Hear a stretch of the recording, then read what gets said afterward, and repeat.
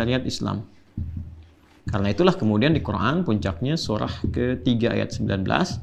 Nah, Allah menerangkan dengan sangat tegas sekali, Inna dina indallahil Islam. Jadi kalau Anda ingin mencari ya yang paling mudah, yang paling logis, yang paling kuat argumentasinya, yang standar-standarnya dihadapkan, silahkan Anda bisa lihat dalam Islam. Dan itu pun tidak dipaksa. La ikraha fiddin, nggak dipaksa kok. Kalau ingin mencari, ingin belajar, silahkan. Justru saat seseorang muslim memaksa orang lain untuk meyakini misalnya ketuhanan Allah, dia maksa, dia berdosa. Indah sekali. Lakum dinukum waliyadin. Anda ambil konsekuensinya ketika kembali kepada Allah. Kita punya keyakinan, Anda punya keyakinan, silahkan dalam konteks kehidupan saling menghormati. Ketika ibadah masing-masing, nggak usah saling mengajak, nggak usah saling menempatkan bagian dari ibadahnya di tempat dia, ya, tapi tempatkan masing-masing saja. Nanti praktekkan itu dalam konteks muamalah. Setelah itu bawa pertanggungjawaban kembali kepada Allah. Yang dibawa apa? Ini keimanannya. Kalau ini dibawa hasilnya nanti value-nya disebut dengan pahala itu.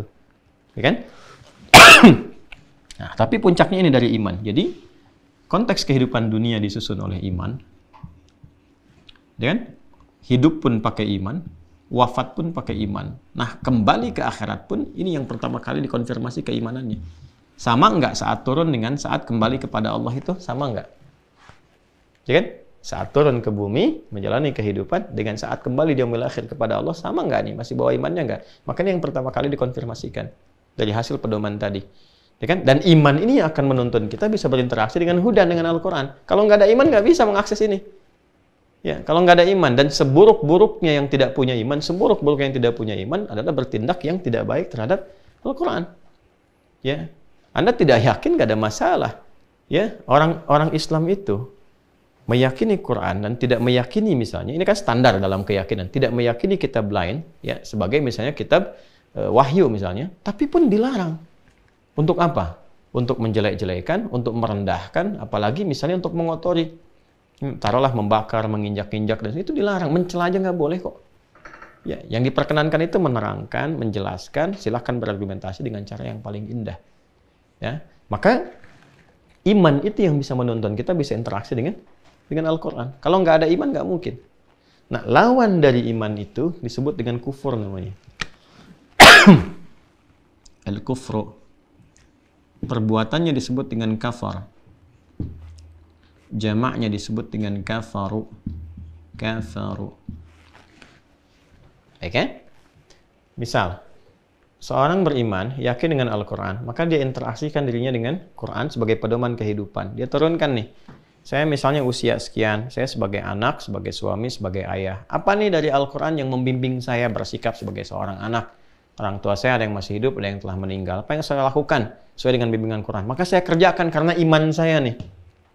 Oke, saya sebagai seorang suami, apa nih ayat-ayat tentang suami yang harus saya lakukan? Maka saya kerjakan sesuai dengan iman saya. Ya kan? Demikian seterusnya, saya kerja nih sebagai seorang guru. Apa nih tuntunan pengetahuan yang harus diajarkan? Bagaimana caranya? Seperti apa? Konteks pengetahuan sesuai dengan zamannya, kita bisa belajar dimanapun. Tapi value-nya kita ambil dari Quran. Bagaimana cara belajar yang benar? Ya kan? Bagaimana cara menempatkan ilmu secara baik, mengajar dengan etika, dan sebagainya. Nah, itu kita ketika praktekkan semua ini karena iman, dapat nilai di hadapan Allah. Dijamin saat di dunia, fala khaufun 'alaihim wa lahum yahzanun. Saat pulang dia mendapatkan lahum ajrun ghairu mamnun. Ya kan? Jadi saat di dunia, la khaufun 'alaihim wa lahum yahzanun. Saat pulang, lahum ajrun ghairu mamnun. Dia dapat nilai dia, yang nilai ini menjadi bekal, konversinya menjadi bekal untuk dibawa ke rahmat Allah, mendapatkan rahmat Allah untuk menempati surganya Allah Subhanahu wa ta'ala. Kan hukumnya berbeda antara dunia, alam kubur sampai akhirat. Mesti beda karena dimensinya kan tidak sama. Tapi yang dikonfirmasi awalnya keimanannya. Ini yang pertama yang harus kita pahami dulu. Nah, yang menutup dirinya, menutup cahaya imannya, cover, dia tutup kan imannya, dia memilih ya sudah, saya menutup diri saja dari itu. Ya, saya misalnya ada orang mengatakan misalnya ya, saya tidak beriman, kan dia tutup dirinya tuh, dia cover, ya, cover. Orang Inggris mengambil itu, kemudian mengatakan cover, menutup, sehingga tak tampak, tidak ada kelihatannya, ya kan? Nah, itu perbuatannya disebut kafara, jamaknya kafaru. Dia ingin menjauhkan dari itu, sehingga dia nggak kenal Quran. Bukan berarti tidak kenal itu tidak tahu Quran. Karena kan setiap waktu sekarang kajian banyak, YouTube ada, dengar ada, diperdengarkan. Bahkan sekarang di New York adzan sudah kedengaran gitu kan. Beberapa tempat diakses sangat mudah sekali dan sebagainya. Diperkenalkan. Ya, tapi dengan konteks diketahui itu, ya tetap dia memilih misalnya tidak mau berinteraksi dengan Al-Quran. Jelas ya? Bahkan ada yang kedua, ya bukan sekedar dia tidak mau tahu Quran, tapi dia juga berusaha untuk mengekspresikan ketidaksetujuannya dengan Quran dengan cara-cara yang tidak benar. Nah, ini biasanya kalau kadzdzaba itu berdusta, kalau kadzdzaba mendustakan. Nah, kalau sudah kata kadzdzaba diletakkan pada sesuatu yang mulia, itu berarti ada action yang tidak pantas dilakukan.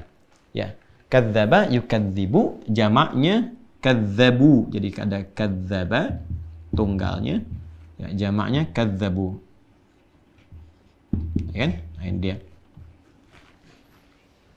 Ya, kalau sudah kadzdzabu itu bukan hanya sekedar tidak mau tahu, tapi juga mengekspresikan itu dengan ekspresi yang buruk. Ya, misalnya ada yang mencoba datang membakar, demonstratif misalnya, ada yang menginjak, ada yang apa. Ini kadzdzabu namanya. Atau melecehkan secara verbal. Ya, mengolok-olok misalnya, mengingkari sekaligus mengolok-olok. Ya, misal di Quran turun ayat jilbab, maka mengolok-olok ayat itu misalnya, atau dipotong-potong, atau bahkan pada yang paling ekstrim bahkan tentang akidah. Ya, ayatnya dikeluarkan, dialih fungsikan, macam-macam dalam konteks yang bisa berbeda-beda. Kalau Quran katakan demikian, itu potensi terjadi. Potensi apa? Terjadi. Nah, orang-orang yang konsisten dengan imannya, ini kita dalam konteks pemahaman keislaman ya, untuk meyakini. Kan karena kita yakin, makanya kita beramal. Ya kan? Dan kita punya peluang kan dengan keyakinan itu. Artinya setelah wafat masih ada peluang. Orang-orang yang tidak yakin ya wafat dia nggak punya peluang. Kalau ada kehidupan lagi bagaimana? Ya kan? Nah, karena kita yakin, kita lakukan. Karena itu, hal yang paling awal kita lakukan, menguji otentisitas Quran sebagai wahyu. Setelah kita yakin kebenarannya, validitasnya, yakin ini wahyu dan sebagainya, maka kemudian dari keyakinan itu kita berinteraksi kan? Dan itu dibuktikan dulu oleh Allah. Ya, bagaimana Quran itu mukjizat? Dari mana taunya begini? Di awal kan tadi kita telah selesaikan. Ya, setelah paham ini semua, silakan lakukan. Nah, konsistensi ini yang kalau kita kerjakan, ini di dunia dapat apa saja? Diberikan. La khaufun alaihim wa lahum yahzanun. Ketenangan, kenyamanan, perubahan hidup dan sebagainya. Dan dahsyatnya terbukti dalam sejarah. Yang paling gampang tadi, kok bisa orang hidup jahiliyah? Allah tidak turunkan tongkatnya Musa, mukjizat Nabi Isa dan sebagainya, cuma Allah turunkan Al-Quran, merubah hidup mereka. Ya, merubah hidup mereka. Dahsyatnya luar biasa. Jadi khair umat terbaik di zamannya. Dan kurikulum itu dipakai di generasi setelahnya. Kan tidak berhenti di Mekah saja, nggak berhenti di Madinah. Ketika itu dibawa oleh para sahabat ke Afrika Utara jadi maju, ya, ke Andalusia jadi maju, punya peradaban setiap tempat, termasuk ketika dibawa ke Nusantara, Nusantara berkembang lebih maju. Ya, lebih maju luar biasa, dan kedamaian, ketentraman dan sebagainya. Ya, jadi ketika nilai-nilai keislaman itu dengan spirit dari Al-Quran dibawa, itu dahsyatnya luar biasa. Ya, dan itu memberikan sebuah nilai, tidak merusak sistem yang ada. Ya, berkembang, diberikan nilai, lebih berperadaban, lebih baik dan sebagainya. Ini konteksnya. Ini dunianya. Ini dibuktikan oleh sejarah. Jadi dahsyatnya di Islam itu kitabnya ada, sosoknya bisa dilacak ada, nabinya ada, kuburannya ada, orang-orang yang pernah berinteraksi dengan beliau ada. Dibuktikan oleh sejarah, nasabnya jelas, kuburannya ada. Itu kan? Kemudian perkembangannya bisa dilacak oleh sejarah. Dibawa ke sini jadi ini, sampai sekarang masih bisa disaksikan. Kan pembuktiannya jelas. Apalagi coba?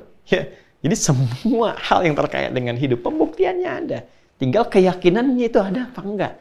Ini umat Islam sekarang ini punya nilai keimanan yang sama enggak dengan orang-orang sebelumnya. Katanya pengen generasi emas, pengen gini, pengen gitu. Islam tawarkan value. Dan value itu ketika diterapkan dalam setiap tempat selalu berkesesuaian dengan nilai-nilai kehidupan. Karena itu kan pedoman hidup untuk semua manusia. Nggak akan merusak, nggak akan berubah, dan nggak akan pernah bertentangan. Ya, dengan nilai-nilai baik yang diterapkan di tempat yang dia tinggal. Misalnya nih, kita punya dasar di Indonesia Pancasila, ada Undang-Undang Dasar 45 dan turunannya. Itu nggak akan pernah bertentangan dengan value yang ada dalam Quran, dalam hadis. Nggak akan pernah, karena seiring berjalan bersamaan. Ya, nilai kebaikannya, nilai kemuliaannya dan sebagainya. Dan dahsyatnya dijamin oleh undang-undang juga. Dalam konteks kita beribadah ini. Ya, pemahaman ini. Nah, ini keimanan.